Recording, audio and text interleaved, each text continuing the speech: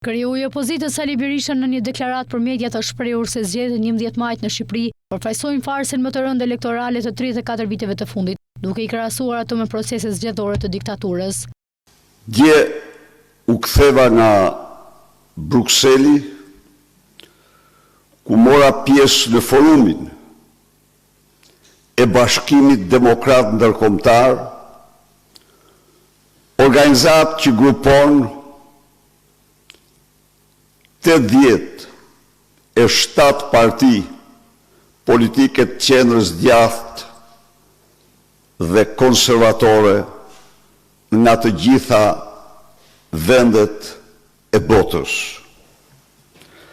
Qëllimi i këtij udhëtimi ishte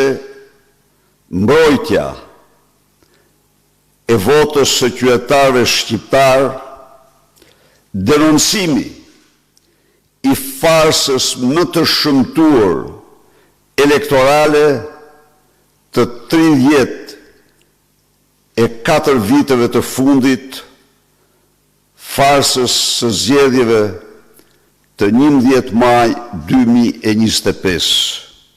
Ai përmendi bonusin për 100 eurosh për pensionistët, faljen e gjobave në masën 200 milion euro, punësimet dhe kultivimin e kanabisit në funksion të blerjes së votës si prova e manipulimit të zgjedhjeve. Këto takime, unë njoha bashkëbiseduesit e mi me vjedhjen e madhe të haptë dhe publike të votës së qytetarëve shqiptar nga narkodiktatori Edi Rama, dhe në këtë aspekt u paraqiten vendimet e qeverisë për bonusin famoz 100 euro për votë për çdo pensionist, vendimi i qeverisë për të falë 200 milion euro, kurse fatura e parë është 76 milion euro,